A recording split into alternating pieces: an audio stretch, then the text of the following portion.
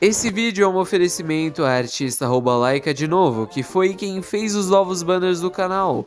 E considerando a qualidade que vocês estão vendo neles, eu adoraria que vocês passassem e pudessem dar uma olhada no perfil dela. Vai que você goste de alguma das artes e possa encomendar uma comissão. Vocês sabem o quão importante é incentivar os artistas no nosso território brasileiro e pelos vídeos que você está vendo aí na tela, não há sombra de dúvidas da qualidade dela como artista. Então eu peço encarecidamente para que vocês vão lá e caso queiram deixar alguma mensagem que vieram para esse canal, pode comentar só eu vim pelo Shadow ou algo do tipo. Enfim, eu também ofereço esse vídeo aos membros de Grau 4, Mitrama nos 20 e @wolfztr. E também ao nosso mais novo membro de grau 2, a Kim Player, que escolheu o direito de escolher um tema de vídeo, e nesse caso será o de Lego Batman, o próximo que eu publicarei depois do vídeo de Dragon Ball. Não se esqueça de entrar no nosso server do Discord, lá você poderá ter um contato mais direto comigo, e sem mais delongas, vamos direto pro vídeo.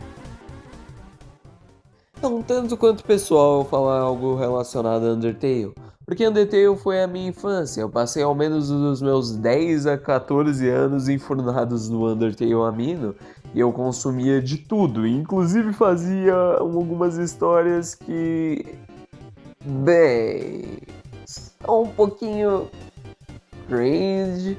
Mas tirando o fato de que naquela época o Amino de Undertale eu acabei encontrando o que foi a minha primeira web namoradinha e depois eu web traí ela no mesmo dia, porque aparentemente é um evento canônico para todo menino de, sei lá, 9, 10 anos de ter uma web namoradinha ou ter uma namorada na escola e trair ela em menos de 24 horas. Então, bem, eu tinha 10 anos e eu não sabia nem o que um namoro significava, então sinto muito minha mana Chara com a com a forma que eu acabei te traindo com a lendária Toy Bunny Human Girl, o que foi até os dias de hoje um dos eventos mais trágicos da minha vida. Definitivamente, eu mesmo não consigo esquecer todos os dias que eu vou colocar a minha cara no travesseiro. Vocês se lembram do Ask Drunk Chara? Foi naquela época que surgiu também o meu amor especial por artista e a personalidade que me atraía tanto na última garota que eu me apaixonei de verdade. Ela era quase a Kara dessa comic, só que, sei lá, eu não sei se a Kara dessa comic é necessariamente uma mulher, mas a minha ex tinha a personalidade dela. Enfim, eu também consigo me lembrar das fandubs, das músicas do Branime e um especial cover de Megalovania da perspectiva do Frisk em piano, que havia sido publicada por um canal de uma menina que eu não lembro muito bem o que ela postava, mas tinha uns 10 mil inscritos e às vezes ela fazia alguns vídeos com outro cara que era meio famosinho na época, e o máximo que eu me lembro é uma memória ultra específica dela jogando alguma coisa no Undertale e quando tem aquele pudim, o cara fala, nossa, mas você vai pegar no branco, fulana. Só que eu não lembro o nome. E aí ela começa a rir descontroladamente e assim acaba a minha memória. Eu tô até hoje procurando qual que é esse canal pra dizer obrigado, você fez parte da minha infância. Mas se a gente pode falar em Undertale e momentos felizes da minha vida, ou relativamente triste, isso me lembra como aquela época era simplesmente um período em que a minha única preocupação era caminhar da escola para casa, de casa para a escola, enquanto o pôr do sol se fazia evidente. E eu passava os fins de semana comendo pastel sentado na sala sozinho, vendo na TV tanto Glitch Tale quanto Underverse. E meu favorito definitivamente era Underverse. Underverse era Undertale, só que misturado com Dragon Ball, e isso era muito hype pra minha cabeça de 11 anos de idade que passava a maior parte do dia correndo pelas casas enquanto imitava a luta de Dragon Ball. Deve ser por isso que até hoje a minha família pensa que eu sou autista, mesmo eu claramente não sendo. Mas se tinha uma obra mais popular que chamava mais atenção que Underverse, era Glitch Tale, e eu confesso que não tinha dublado em português no YouTube, então eu não vi exatamente muito depois do segundo episódio da segunda temporada. E como eu só fui ficar fluente em espanhol aos meus 13 anos e eu já tava saindo da minha fase de Undertale e indo pra minha fase completamente fanático de Jojo, que leu até a novel do George Oster, que durou até os 15 anos e ponto, que fez com que eu consumisse tanto Jojo que eu não quero mais ver Jojo na minha vida. Eu não quero ver a nova temporada de Jojo Steel Ball Run. Eu já vi tudo. Enfim, depois desse pequeno desabafo, eu quero dizer que essa vai ser a primeira vez que eu vou ver essa obra inteiramente e dessa vez com algum raciocínio para entender o que está acontecendo e por que foi tão popular naquela época. Mas a gente tem que falar que tudo isso não foi isento de polêmicas, até porque a criadora, bem, tem polêmicas bem mais pesadas que a Edo-chan. Camila Cuevas, a criadora, está envolvida em alguns problemas, principalmente quando a user Crystal Flame publicou um exposed do server do Discord deles, acusando alguns membros do server, especialmente alguns youtubers e ADMs do servidor, de serem amigos do PC Siqueira e de seduzirem menores para conseguir favores que não são próprios para sua idade. Por algum motivo isso é muito comum entre youtubers e administradores do Discord no geral, o que só ferra minha barra, porque eu sou ambas as coisas. Mas bem, eu não tenho interesse por menores de idade, ok? Mas sendo você menor de idade, por favor, sempre toma cuidado com quem você está conversando, com os servers que você entra, e se alguma coisa do tipo acontecer, sei lá, em algum server meu, por favor, me avise, eu vou tentar tomar todas as medidas cabíveis dentro de lei e fora para resolver a situação da melhor forma possível. Quando seus pais falam para você tomar cuidado com quem você conversa com a internet, não é por mal, mas é sim por amor, pois a realidade é que tem muita gente ruim por aí, e eu sei porque infelizmente já conheci muitas pessoas que passaram por esse tipo de questão e sei das feridas e dos traumas que isso causa pelo resto da sua vida. Então, por favor, toma cuidado onde você anda. Não é sua culpa se alguma coisa do tipo acontecer, mas você tem que ter a responsabilidade para tentar evitar de entrar nesses ambientes que podem te marcar pelo resto da sua vida. E se você precisa de algum apoio emocional, eu não sou nenhum psicólogo, mas eu posso tentar rezar por você ou conversar. Saiba que você não tá sozinho, ok? Mas saindo desse espaço mais sério envolvendo os amigos dela, nós temos outras polêmicas envolvendo principalmente a relação dela com o casting dela remunerar muito mal os artistas que compunham a trilha sonora, como por exemplo o cara que acabou dizendo que além de ser maltratado por ela, recebeu menos de $2.000 durante a produção completa da série. Coisa que é de extremo mau gosto, porque quem é artista ou tem amigos artistas sabem o inferno que é você trabalhar com arte. E eles simplesmente não têm a possibilidade de receber um retorno meritório. E sendo a Camila uma artista, ela devia entender isso e pagar mais de acordo, até porque a maioria dos vídeos pegaram mais de milhões de views. E eu sei que o YouTube não paga muito, realmente não paga, os vídeos pegam mais de, sei lá, 100 mil views, mas você não vai ganhar dinheiro suficiente, eu garanto, é realmente bem pouco que pagam. Mas a Camila tendo um alcance tão excepcional e provavelmente tendo suas formas de financiamento, devia ter um pouco mais de atenção com as outras pessoas. E a Camila é uma pessoa que parece também ser muito ruim de se lidar, porque a própria criadora de Underverse dizia que sofria praticamente bullying e humilhação por parte da Camila de diversas formas possíveis, dizendo que a série dela era simplesmente muito superior à dela e que não sei o que não sei o que lá. Então a Camila meio que parece o tipo de pessoa que é seu amigo entre aspas e nunca vai querer ver você melhor do que ela. Porque pelo que me parece dos vídeos que eu vi a respeito de polêmicas do caso, Camila é o tipo de pessoa com uma autoestima baixíssima e por isso tem que diminuir outras pessoas para se ver como alguém relevante. Dito isso, o que eu tenho a dizer sobre a autora eu acabo de dizer e não diremos nada sobre ela até o fim da série, ok? Então vamos para a análise.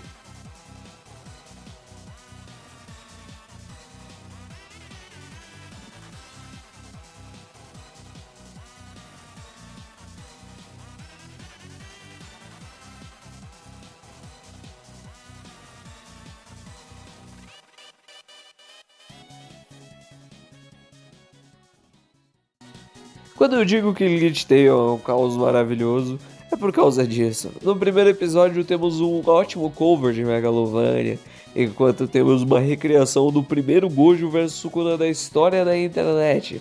Algo que eu nunca contei e que eu acho que ninguém se importa é que eu acho que a luta dos Suns e os Stronger Than You se tornaram praticamente uma espécie de precursores do rap de anime moderno, como o exemplo dos raps do Kaito ou coisa do tipo. Eu não tenho prova alguma para comprovar o que eu tô dizendo, mas eu também não tenho nada que prove nada contra, então eu tenho fé e é isso. Mas bem, Frisk intervém e faz com que a sua alma seja passada para o Sans, que consegue resetar, e na próxima linha do tempo, mal conseguimos sair de Snowden, que já temos um encontro com Gaster. Ver ele me traz memórias de tão boas que eram as teorias do Core em 2017 a respeito do que era o WG Gaster e como manipular o valor fund. Então, sério, de verdade, ver uma fandom postada há 8 anos atrás, quando eu era simplesmente um pivete de 9 anos ou 10, é maravilhoso. E o Sans lutando contra a Gaster é uma das ideias mais legais que você poderia pensar quando você tinha 10 anos. Mas bem, o Sans, como eu havia dito, continua lutando, ele apanha e, bem, ele dá a ideia de replicar o acontecido na última linha do tempo, mas descobrimos que Gaster não quer ficar naquele limbo. Sans tenta explicar que aquele não é o caminho, mas pouco importa para Gaster, que tenta matar o Sans, mas acaba morrendo primeiro, o que faz com que mais uma vez se resete a linha do tempo. No próximo episódio temos uma conversa inteira sobre linhas do tempo com o Sans, que diz que resetar tantas vezes faz com que as coisas não fossem exatamente do jeito que esperava. E vemos como Chera, a minha primeira crush de infância, está matando os amálgamas do laboratório, pelo visto por conta da determinação combinada com o fato de que houve uma rota genocida quase que 100% concluída e ela estivesse morrendo de ódio, fez com que ela voltasse a existir e ter poder suficiente, o que faz com que ela consiga jogar Frisk dentro do core de uma maneira até que meio meme por conta da animação, e faz com que Flowey tenha que chamar Sans para resolver o bagulho. Temos uma cena de luta e eu me pergunto qual que é o motivo das animações não utilizarem tanto a Undyne. Ela é teoricamente a 02, o Sans é o Goku e ela é o Vegeta, mas na maioria das animações na época ela nem sequer aparecia. É algo que posteriormente em Elite Tail vai ser mais bem explorado e ela vai ter um papel bastante relevante, o que me deixa muito feliz. Mas isso provavelmente dela não ter tanta relevância na maioria de animações é por conta da coisa do Tumblr Sexy Man que se tornou o Sans. E sim, ele era parte de um... Eu não vou explicar isso nesse vídeo e nem pergunte por quê. Kara desabafa sobre sua frustração de Ezreal não ter completado o plano de matar 6 humanos necessários. Flowey prende os braços de Kara e Sans tenta resetar o tempo mais uma vez. Porém, Kara de uma forma bem Shed arranca o próprio braço e toma a alma por si mesmo. Frisk está viva, mas sem alma. O que é um tanto quanto curioso, mas Sans constrói uma máquina por conta daquela teoria de que o Sans seria um cientista que trabalhava com Gaster, e para fechar o grupo dos Novos Vingadores, ele traz de volta o Gaster e utiliza as almas para formar o Omega Flowey. E então nós vamos para uma das Battle Shonens. É muito divertido que os RPGs na época do Amino de Undertale utilizavam alguns dos ataques das animações como o poder de uma alma em específico. Eu sempre jogava com a alma da perseverança.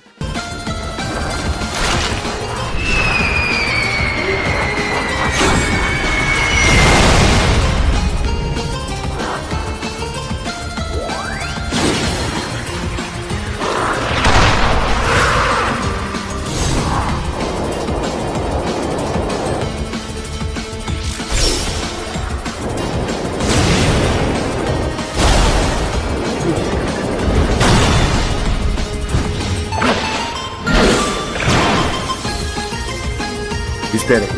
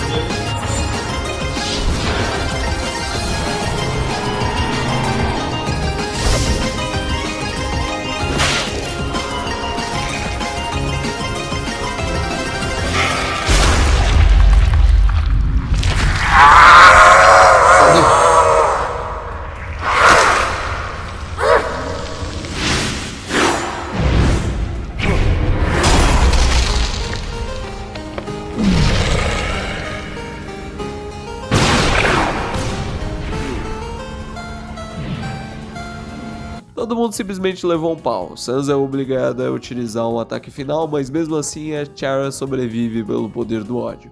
Provavelmente o mesmo ódio que eu senti quando ontem à noite eu perdi 6 partidas de Fortnite ficando em segundo lugar.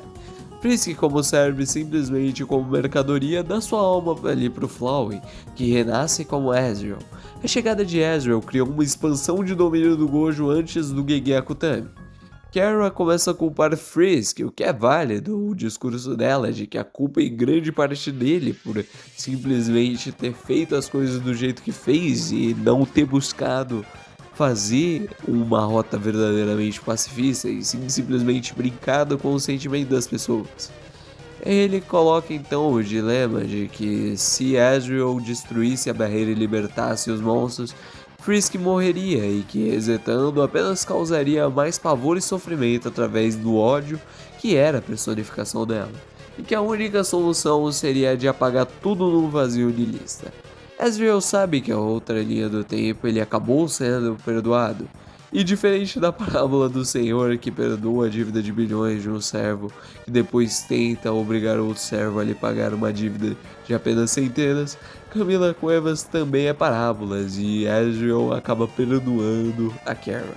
É muito cringe que é como a Chara tem essa fala de esse é o seu inferno especial. Mas enfim, Ezreal consegue trazer de volta o lado menina confusa de Kara, porque Kara não é diferente da sua Julinha franjudinha e confusa, e através do amor vemos como Ezreal consegue mudar ela e purificar o ódio que ela sentia. Diferente de você que não vai mudar a Julinha, mas como ela vivia apenas pelo ódio, quando o ódio se esvai, sobra nada para o beta. E isso faz com que a barreira em si seja destruída. Mas dessa vez temos um final absolutamente perfeito, em que todos foram salvos, inclusive Ezreal. Tudo bem, Kara. Tudo vai ficar bem agora. Eu nunca vou te deixar, tá bom? Sempre vamos estar juntos. Eu amaria isso, Azriel.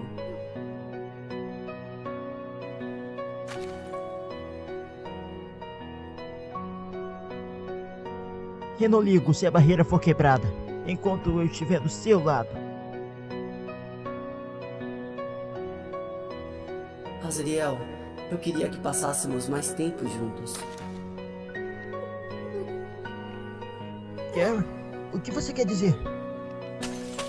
A única coisa que mantinha na existência era a determinação, mas agora que ela se foi, eu... Kara! Porém, eu poderei te dar algo antes de ir embora. Kara, não vá! Você obteve vários traços durante nossa batalha, não foi? Mas afinal, você não tem um recipiente para eles.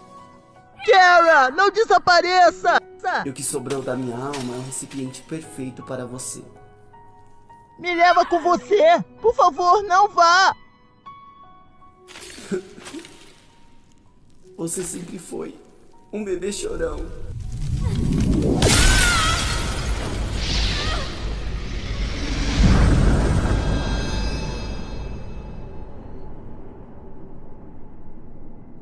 Frisk, muito obrigado por tudo. Eu não preciso mais da sua alma para quebrar a barreira agora. Então, você pode voltar para o seu corpo. E você tem de volta o controle sobre a linha do tempo. Agora!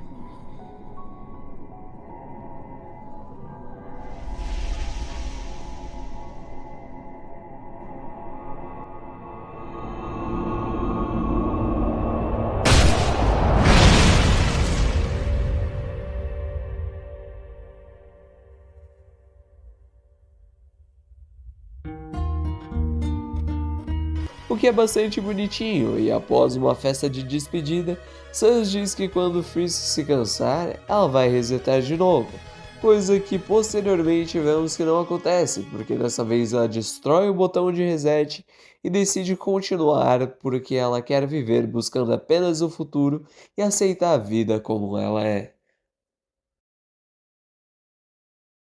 Passaram-se um período de um mês e aparentemente todo mundo aceitou muito bem os monstros com uma certa normalidade, a ponto de vermos esses personagens exercendo profissões humanas, quando provavelmente na vida real, se isso acontecesse, haveriam pessoas em pânico dizendo que estão se cumprindo as profecias apocalípticas.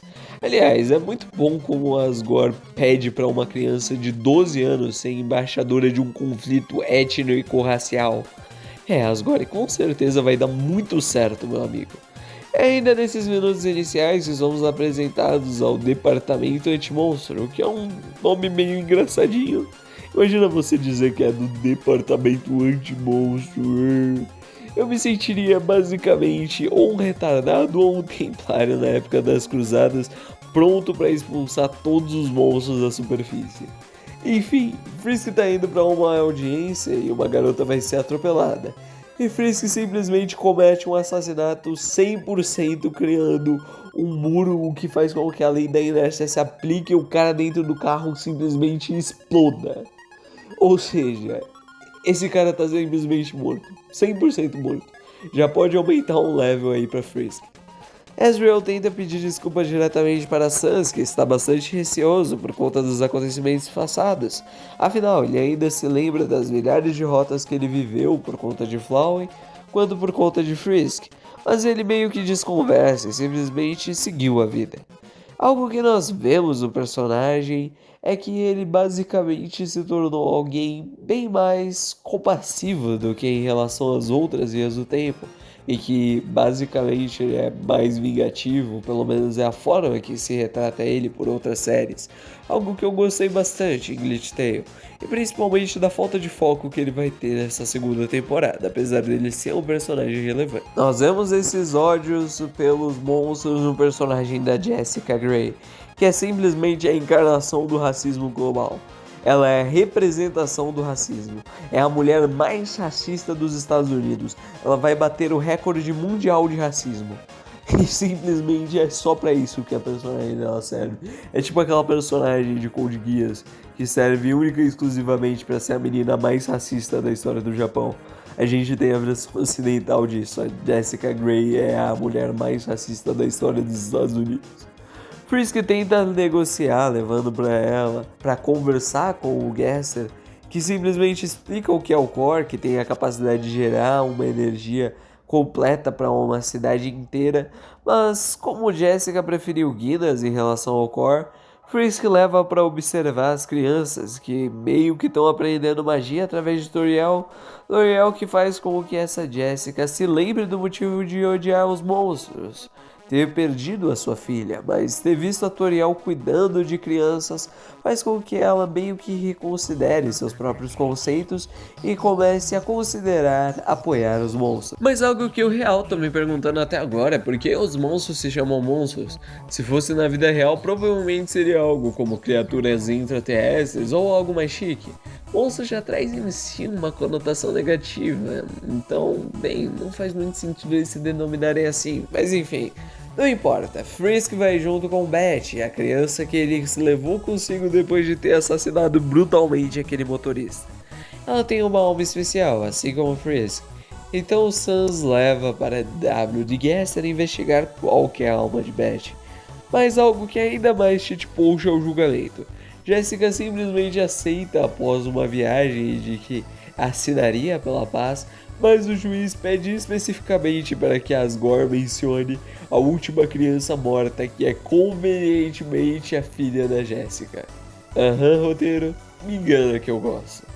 Asgore foi condenado pelos seus crimes, o que é na verdade uma pena muito justa, e eu só me pergunto por que essa capivara desgraçada nunca foi condenada pelos seus crimes e nem consegue ser morta na rota genocida e nos resta apenas franguinhos para matar ela. Mas enfim, Beth tem o privilégio de conhecer o Goat Papyrus, que vai ser simplesmente um dos caras mais pica dessa temporada, e mais alguns outros membros do cast principal, o que faz com que o Papyrus note a sua bondade e ao tentar salvar uma criança, mas tentando salvar essa criança, ele simplesmente gera uma confusão absurda com a criança pedindo para ele apertar um botão que basicamente fazia com que as vigas daquela retroescavadeira caíssem no chão. Sans tenta ajudar, mas Jessica meio que encarnou o Batman em uma semana basicamente fez uma arma que cancela poderes. De onde ela tirou essa tecnologia? Sim. Mas tá bom, roteiro, me engana que eu gosto. Vocês têm mais uma discussão com o Frisk, porque após um incidente nada conveniente, a imagem dos monstros fica ainda mais maculada, e Frisk reconsidera reiniciar a linha do tempo. Mas Sans logo esfrega na cara de Frisk todos os crimes cometidos por ela, e como ela não consegue se manter fiel à própria palavra. Nós temos a representação de como a alma da determinação e a bravura são opostas desde a criação da barreira, e como através de rituais pagãos ela consegue modificar a própria essência para se tornar uma encarnação do medo e do terror em si. E nós descobrimos que todos os eventos de alucinações e estranhos são obras da Betty, que para surpresa de ninguém, afinal estamos em 2025 e você está vendo esse vídeo, provavelmente esteve na comunidade Undertale lá para 2015 e 2016, você sabe que ela é a vilã principal. E o evento que acontece agora foi basicamente a morte do honrado antes do honrado morrer. Porque Jéssica desativa os poderes de Sans e simplesmente ele de alguma forma ignora para conseguir aparecer e receber um HK para morrer no lugar do Ezreal. E eu confesso que é uma decisão muito da hora você matar o seu personagem mais forte em simplesmente 2 episódios de 11. E eu confesso que isso é algo que de certa forma me atraía, apesar de eu não ter visto completamente na época. Mas eu não gostava do hiperfoco que a comunidade tinha no Sans, então ver o personagem dele saindo de cena para que outros pudessem brilhar ainda cedo foi algo que me deixou bastante entretido e me deixou bastante curioso. Jéssica vai visitar Asgore na prisão e se desculpa depois de descobrir a valiosa lição de que você não controla entidades com uma arminha que você comprou em um mês na Shopee. E eu diria até que essa cena com ela e o Papyrus é bonitinha, mas sinceramente nós mal vimos coisas a respeito dela. O máximo que nós vimos foi 2 episódios de 20 minutos no qual ela aparece por 8, então não é muita coisa. Então não tenho nada o suficiente para me importar com ela, senhorita Camila. Frisk é atacada por espectros da Betty, é salva por Gester, que diz que somente Frisk poderia derrotar Betty, porém ele ainda não tinha o poder o bastante para isso. O Gester tenta matar a Jéssica, mas Papyrus defende e aparentemente todos os pecados dela já foram completamente perdoados instantaneamente. O Papyrus então começa a ser chamado de São Papyrus de Monte Ebote. E Toriel defende suas crianças enquanto Gester mais uma vez se prende em uma sala com Betty. Agora temos uma batalha bastante curta, onde veremos pela segunda vez Gester lutar. Considerando que na temporada 1 ele tinha um poder similar ao do Sans, sem interferência da Jéssica, Betty teria provavelmente perdido esse primeiro combate.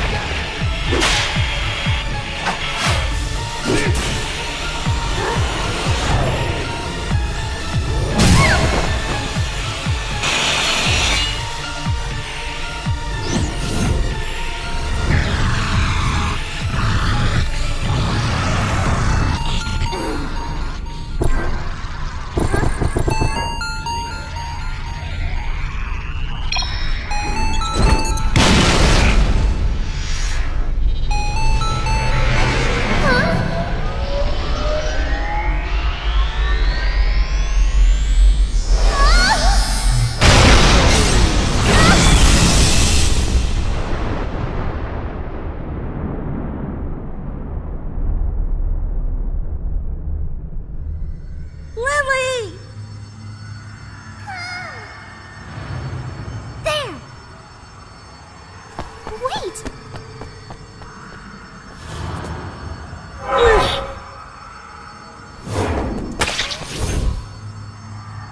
Thank you!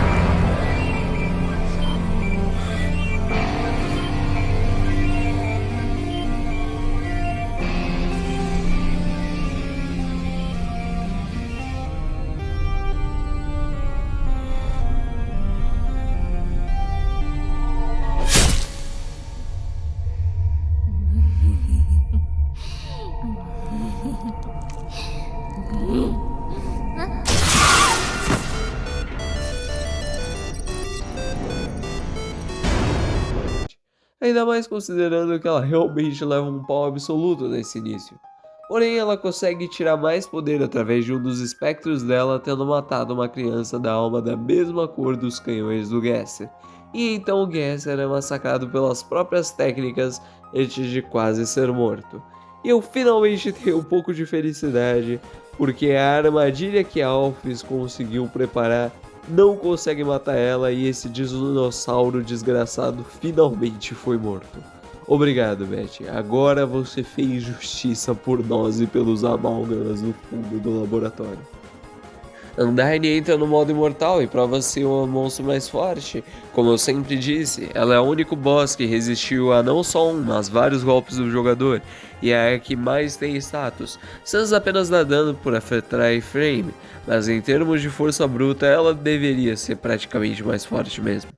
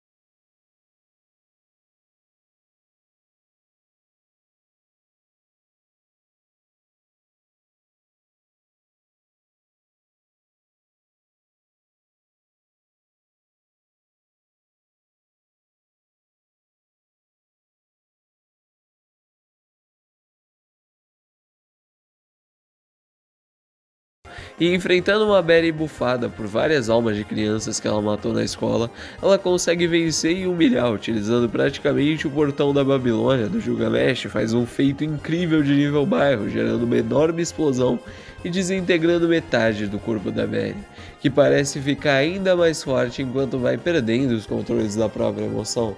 E a luta parece inverter o propósito, com a Betty começando a ficar por cima, mas como ela não tem controle dessa forma, ela é forçada a recuar e fugir, fazendo com que ela tivesse sido a vencedora.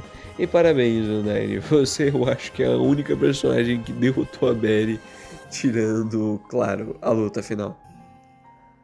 Frisk, frustrado por todas as crianças terem sido mortas e seus poderes consumidos por Barry, trata a Ciel de uma forma bastante horrível, enquanto todo mundo está tentando lidar e alertar a cidade dos acontecimentos recentes.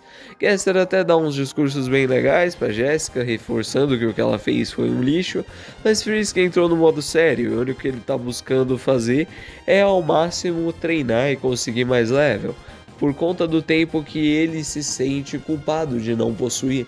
Afinal, ele quebrou o botão de reset, então ele sabe que se alguma coisa de errado acontecer, ele vai ser o responsável pela morte de todas aquelas pessoas. Então ele não quer saber de mais nada, ele já não está mais no modo paz e amor. Ele está buscando um level e simplesmente vai vir com tudo, chegando no ponto de agredir até a própria Toriel, tudo em prol de ficar mais e mais forte. Asgore tem uma conversa com Azrael para dizer que ele cometeu vários erros durante a vida, mas que o pior dele foi não ter estado no momento em que um amigo precisava, e que não era para Azrael seguir por esse caminho, porque geraria igualmente o mesmo arrependimento.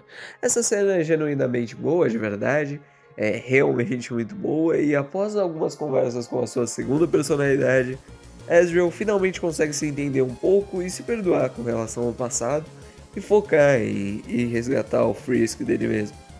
Frisk e Betty se encontram, tem uma batalha, mas Frisk nem se compara a Betty, mesmo estando com um level um pouquinho mais alto.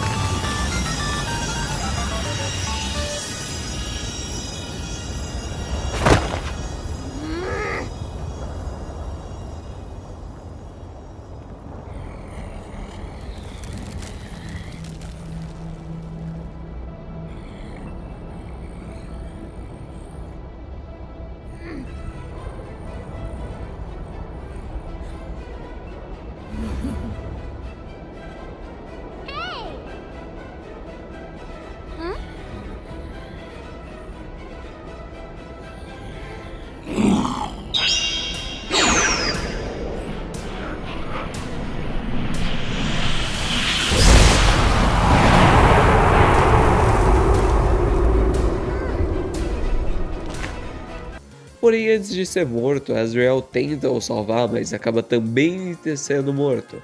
E após ter sido morto, Frisk entra em uma fúria tão violenta que passa do level 3 ao level 19, não pergunte como isso funciona.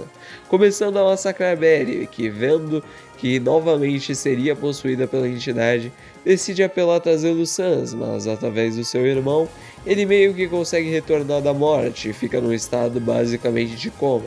É um tanto engraçado que a quantidade de conveniências nesse início e nesse único trecho do episódio é tão gigantesca que eu não vou nem me dar o trabalho de comentar, vocês estão vendo o que eu estou descrevendo.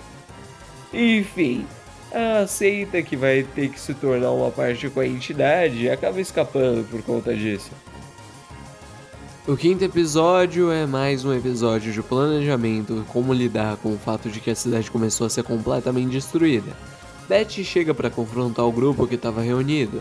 Betty, a entidade, revela Azrael corrompido, que ataca a própria mãe e ressalta a diferença de poderes enorme que havia agora entre Frisk e Betty e entre Frisk e Azrael, que com a sua nova forma parecia simplesmente invencível. Azrael corrupto simplesmente mata o próprio pai, o que faz com que a própria Frisk tivesse que entrar em combate com ele. Novamente a batalha é interrompida e Frisk, vendo que não consegue lidar com a situação e de que ninguém conseguiria parar Betty se esse fosse o caso, ele vem com a única solução que parecia possível naquela situação, indo em direção ao que parece ser um núcleo no qual ela substitui completamente quem seria o protagonista da história, se despedindo e tornando-se agora Kara, quem esteve sempre no lugar de Frisk, quem foi a sétima e também a primeira criança a cair.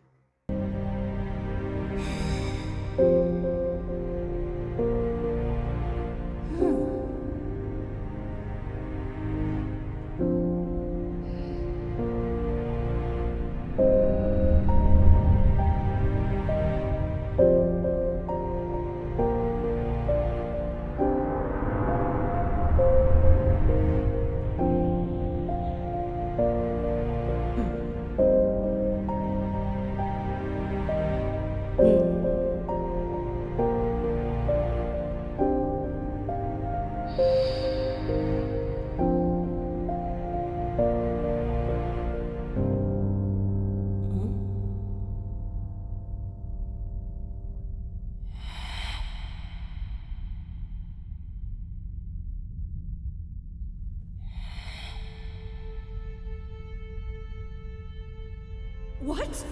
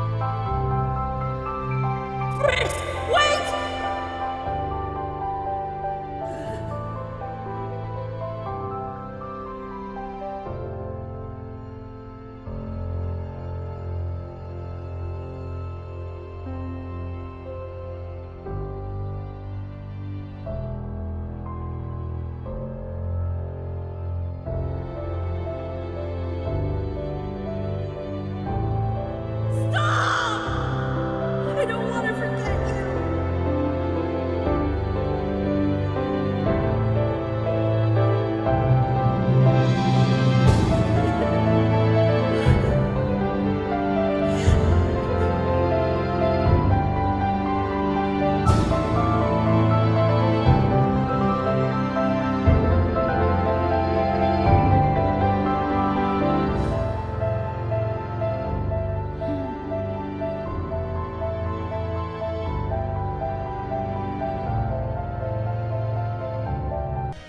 Mesmo assim, Kara não é suficiente para parar Azrael, quem também atravessa Tiara, e que após a morte, como ainda tinha determinação ao invés de Frisk, conseguiu mudar o passado o suficiente para que Ezreal não fosse corrompido. Kara começa a ver o quão boa era a vida quando ela ainda estava viva, e com essa felicidade e tranquilidade, ela consegue transformar um pouco o passado e recuperar o medalhão. Mas voltando ao presente, Ezreal continua corrompido. Undyne tem ainda meio que um certo clima com um Original Charter que eu sinceramente não me importo com o nome, mas sinceramente resumir isso daqui é simplesmente um trabalho colossal. De verdade, vocês não têm noção, cada episódio em média dura 45 minutos, então por favor deixe o seu like, porque eu estou realmente no fim da minha vida mesmo e no fim da minha sanidade mental.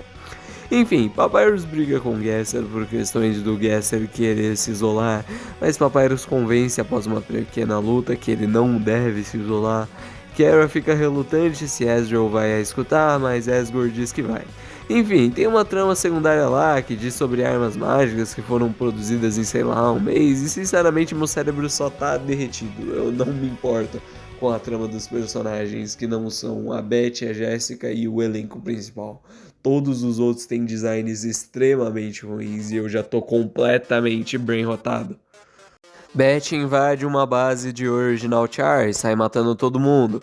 O único que consegue parar ela é Metaton, que estava desaparecido há bastante tempo e não tinha aparecido antes na série.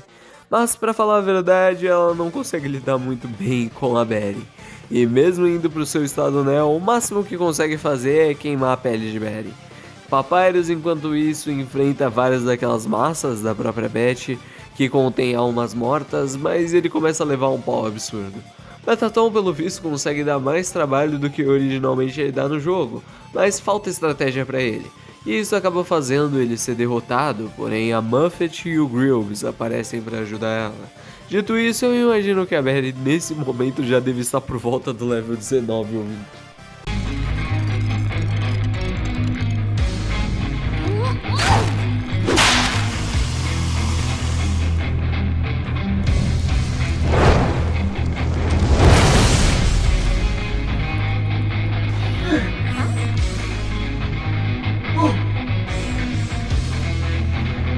Well...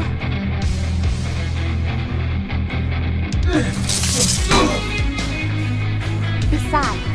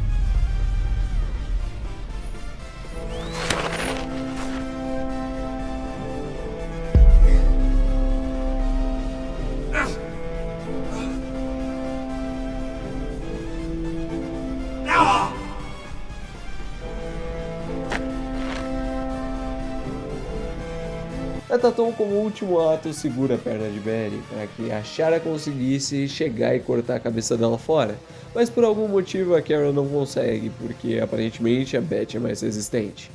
As crianças avisam para Undyne sobre como há algo nas profundezas se movendo para um único lugar, o que é um conceito bem legal, inclusive, mesmo eu estando 100% bem rotado, eu concordo que é um conceito um tanto quanto legal. E os combates da série são muito bons, e a forma que essa guerra é escrita, com vários frontes e tal, é bem interessante e bem divertido. Se isso daqui tivesse um roteiro um pouquinho melhor, me lembraria bastante das estruturas da saga de Dragon Ball. Enfim, nesse meio tempo, um monstro debaixo da terra se descontrola, Gesser fica preso debaixo de diversas rochas, mas como forma de arrependimento, Gesser diz para que Jessica utilizasse o teletransportador para ir embora. Gesser fala a respeito das suas falhas e como ele não quer sair, mas Jessica coloca o teleportador na mão dele e ativa. Jessica se lembra da sua filha em seus últimos momentos de vida e finalmente morre completando seu arco de redenção, afinal todo personagem que tem um arco de redenção aparentemente tem que se sacrificar no final. Kara e Betty ficam se encarando, prontas para cair na porrada absurda, mas enquanto isso Sans, que havia sido corrompido por Betty e salvo por Papyrus, finalmente acorda e parece ser o único que se lembra a respeito de Frisk, observando o colar da promessa que haviam feito. Gesser se prepara para voltar e ir até a arena, onde a luta muito bem feita está acontecendo. Kara, utilizando a coordenação de Toriel e Asgore, consegue realmente colocar tanto Ezreal quanto Betty contra a parede. Mas depois da primeira temporada, ela não quer realmente machucar o Frisk, trocou de lugar com a Kara, porque o único que consegue de fato chegar lá e conseguir ter uma relação mais profunda com o Ezreal é a própria Kara. Se fosse Frisk tentando, não seria tão forte quanto é o caso de Kara.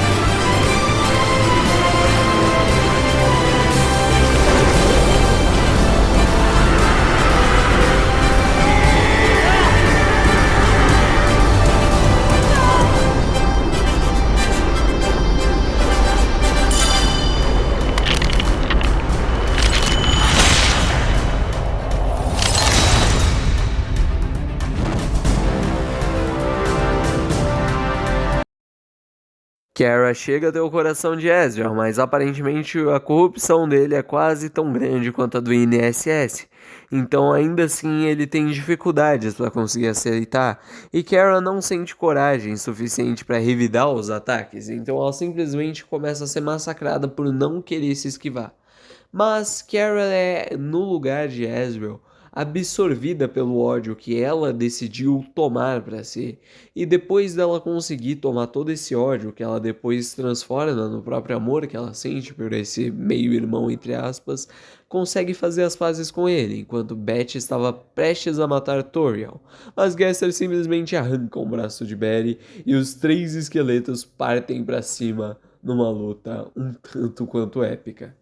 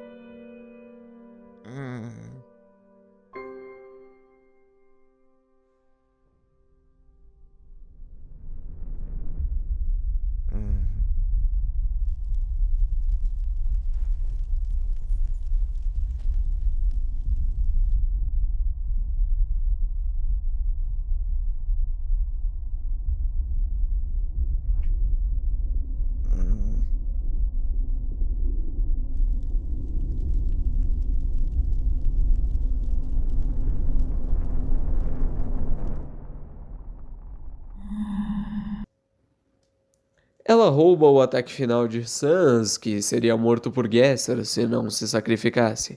Começa uma disputa entre ambas as energias, com Sans, e Sans acaba sendo consumido mais uma vez, dessa vez tendo a sua alma desintegrada e completamente extinguida da face da Terra.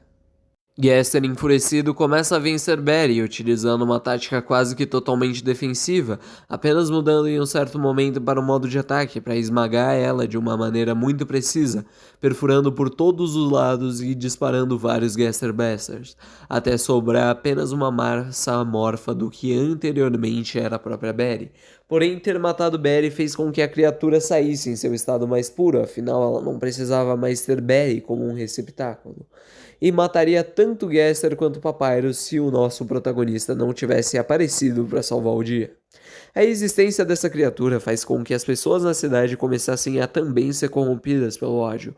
Todos ficam expectantes no que vai ser a batalha final. Todos ficam observando Kara e companhia lutarem com a entidade do medo.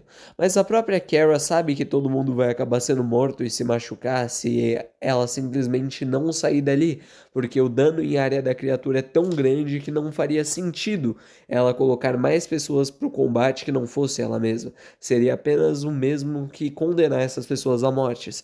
Então ela começa a levar a entidade para um lugar diferente, coisa que ela consegue enquanto é perseguida pela entidade que continua correndo como se fosse uma espécie de macaco. Chegando lá, nós começamos com a melhor luta e a melhor bem coreografada que nós tivemos.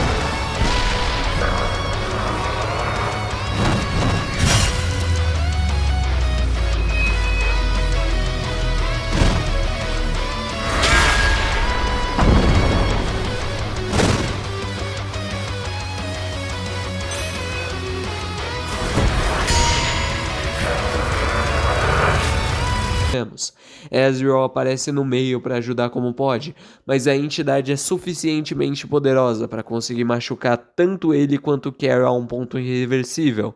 Ezreal está para morrer, ou pelo menos era o que se achava, porque antes que ele pudesse soltar o seu último suspiro de vida, ele retorna em determinação para sua próxima transformação, que é próxima à transformação do deus da hipermorte no jogo original. E agora sim, a luta fica muito mais equilibrada para ambos os lados, e combinando ambos os ataques de uma maneira muito inteligente, conseguem causar uma explosão de nível nuclear, suficiente para desintegrar completamente a criatura.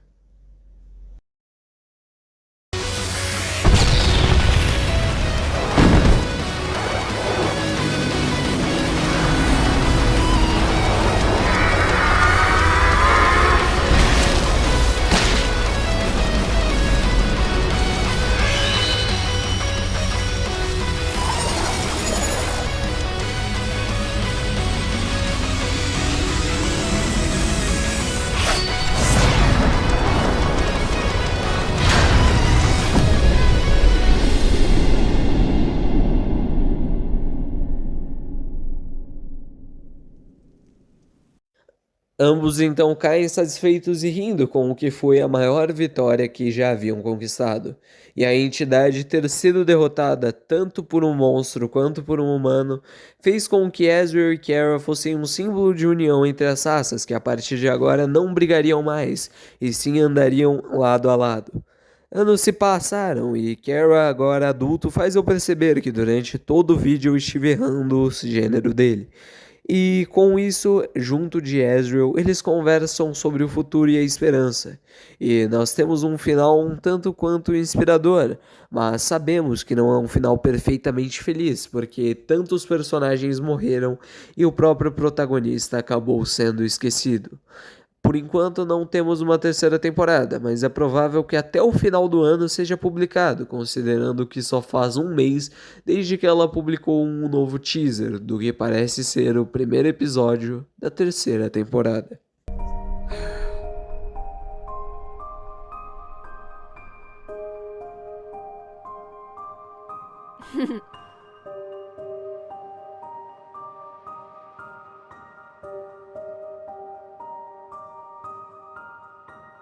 Vamos lá, a série tem muitos problemas, principalmente com relação a personagens. Durante o resumo eu cortei basicamente todo o núcleo humano porque ele é realmente intancável, é intragável. Dos novos personagens, somente a Jéssica e a Berry são salvas. E a Jéssica é até que bem idiotinha, só que ela melhora com o tempo, o que faz com que o arco de redenção dela seja até passável. Claro, se você ignorar que ela é basicamente a representação de todo o racismo vivo na história do mundo de Undertale, e ela muda de uma forma incrivelmente abrupta. O grupo de Jéssica que ela comanda a respeito da esquadrão lá, anti-monstro e os caralho, simplesmente não são apresentados. Ou a própria empresa dela tá completamente vazia. Simplesmente ninguém foi lá pra dizer nenhum eu apoio ou não sei o que. E nem no momento da guerra, sei lá, ela mobiliza as pessoas que antigamente confiavam nela como líder ou algo do tipo. Simplesmente nada. E a gente nem sabe se o grupo sabe que a líder deles mudou de ideia, porque ela não avisou pra ninguém. Então talvez os caras estejam até lá anti-monstro. Ou isso se o grupo anti-monstro não era, sei lá, ela e um vizinho. O que é possível, não sei. Isso sem encostar nas diversas incoerências em relação ao poderio dos personagens, como simplesmente o fato deles sacarem algumas transformações, o level de Frisk aumentar ou não explicar ao certo como que funciona, o paradoxo de Frisk e Kara, como por exemplo, Ezreal se lembra da Kara como a criança que caiu há 100 anos atrás, mas também se lembra dela durante a história do jogo, então isso meio que gerou um paradoxo em que a Kara vai enfrentar a Kara para salvar a Kara, então é muito bizarro, é simplesmente algo completamente louco. Mas no geral mesmo, é o mesmo que eu disse no meu vídeo de Five Nights at Freddy's High School. É impressionante que uma pessoa só tenha conseguido fazer tudo isso. Mesmo com as polêmicas ao redor do nome da Camila, eu não posso deixar de admirar e dizer o quão emocionante é ver que a ideia que saiu da cabeça de um fã tenha conseguido chegar tão longe, feito tantas coisas. Por isso eu não deixo nada além dos meus mais sinceros parabéns.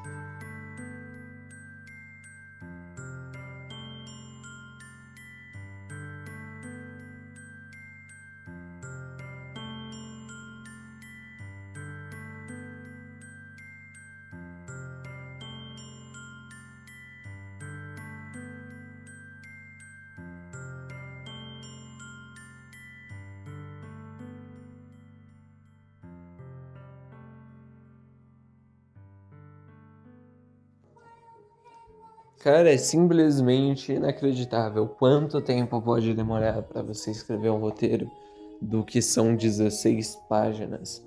De verdade, eu não esperava que fosse demorar tudo isso de tempo, e eu percebi o quanto que atrapalha para vocês eu fazer esses vídeos mais longos, porque eu fiquei tão focado em fazer esse vídeo que eu simplesmente esqueci da maior parte dos outros vídeos do canal.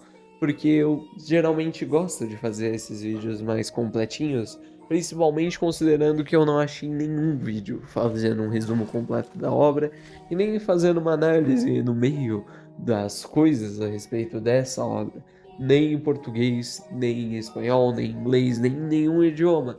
Eu sou o primeiro a fazer esse vídeo. Então, bem, agradeço um pouco pelo meu esforço, não sei, se vocês quiserem, talvez.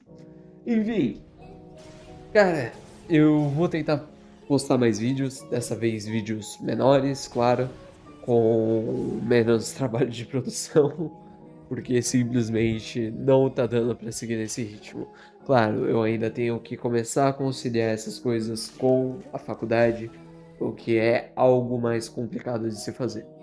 Enfim, eu agradeço muito a todos vocês por terem visto o vídeo até esse ponto. Deixem o seu like, não se esqueçam de passar no Instagram da artista, que vai estar na descrição dos vídeos. E é isso. Entrem no meu server de Discord e nos vemos no próximo vídeo, que sairá provavelmente no domingo, se eu ainda tiver força.